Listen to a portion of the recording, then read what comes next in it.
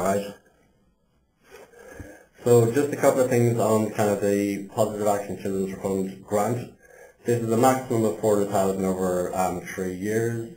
It can't be more than 50% of your income in any particular year. 80% of our funding goes towards sub-Saharan African regions, as I mentioned before.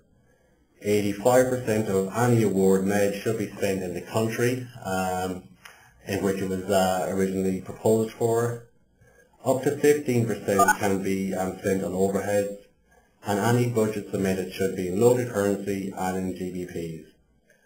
So the reason I mentioned those is just to give you an example of, for not just our grant processing criteria, but this will be applicable for all funders' criteria. And this is where the importance of kind of governance around financials comes in, where you have to maintain, a certain level of income from funders to funder, where you have to have a certain level of spend in country, where you can only allocate up to a certain level in overheads.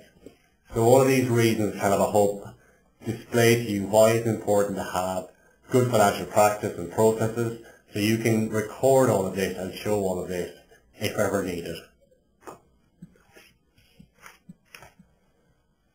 Alright, so this slide then briefly is just to show you two examples, I suppose, of the different levels of information we require financially speaking. So the first one is in regards to the concept note, and the concept note is the first part of the proposal that somebody will put together. And as I said, the budget can be very high level on this, so you have 5 or 6 line items that show how much you're going to spend on staff, on meetings, educational materials, any capital items you require, and overheads, of course. And in all of that,